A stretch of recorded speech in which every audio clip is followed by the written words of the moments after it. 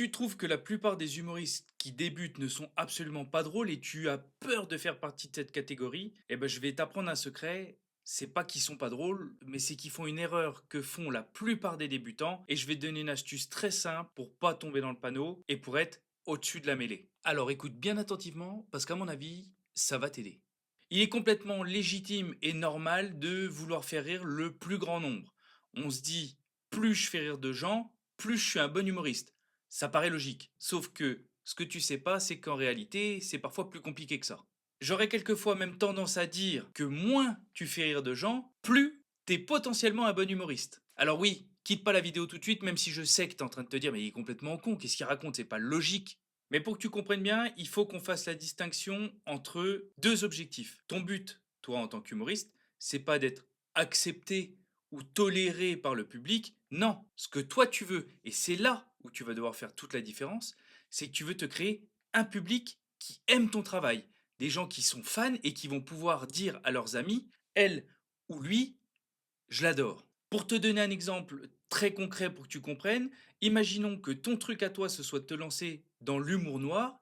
Et ben au début, tu vas monter sur scène et tu vas avoir un public, je sais pas, de 100 personnes. Et ben tu vas faire ton travail correctement que s'il y a 80% des gens qui n'apprécient pas ce que tu fais. Pourquoi? Parce qu'on sait que l'humour noir, c'est quelque chose de très spécifique et quand c'est bien fait, ça plaît pas à tout le monde. Donc toi, ton but, c'est de faire tes vannes devant 100 personnes, qu'il y en ait 80 qui te détestent, mais qu'il y en ait 20 qui t'adorent.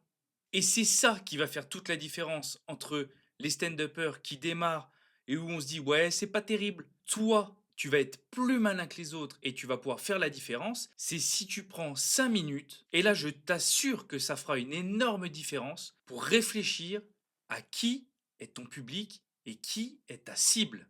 J'ai fait l'erreur, comme beaucoup, en démarrant, de vouloir faire des vannes un peu pour tout le monde, de 7 à 77 ans, et résultat des courses, bah, je faisais rire pas grand monde. Ça t'oblige à aller taper dans des thèmes tellement larges qu'au final, bon, c'est pas terrible, terrible. Par applaudissement, il y a des gens qui mangent le midi? Bon, t'as compris, c'est pas ce qu'il y a de plus fun. À courir après plusieurs lièvres, on n'en attrape aucun. Si t'essayes de faire rire tout le monde, le problème c'est que comment est-ce que tu veux faire rire avec la même vanne Gisèle, 98 ans, et Théo, 12 ans, qui vient avec sa sœur ou sa cousine? Ça marche pas. Alors quand t'es chez toi, tu prends un stylo, tu prends un papier et tu y réfléchis. Qui est mon public? Qui est ma cible? Quel âge ils ont? Quel style d'humour est-ce qu'ils apprécient? Est-ce que les lieux où je vais aller jouer mon sketch sont adaptés ou pas? Parce que si ton humour et ta cible, c'est les jeunes de collège, lycée. Je pense, imaginons un jeune stand-upper qui démarre, il a 17 ans, et il veut faire des vannes sur cette année, je passe le bac. Bon, et ben quand il va aller faire ses blagues dans un EHPAD avec des gens de 95 ans, autant te dire qu'il y a quand même de fortes chances que ça fasse flop. Donc anticipe et réfléchis un peu avant de te lancer. Passe pas 1000 ans là-dessus, mais passer 5 minutes dessus, ça mange pas de pain et ça va te faire gagner un temps énorme et surtout, ça va te faire passer devant la plupart des stand-uppers qui démarrent.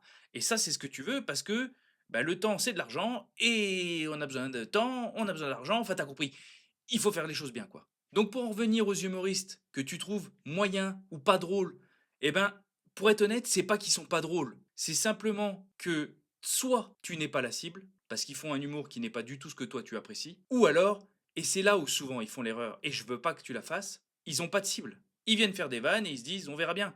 Sois plus malin, prends de l'avance et visualise un peu. Est-ce que tu préfères faire rire aux éclats 10% du public ou est-ce que tu préfères être toléré par la totalité?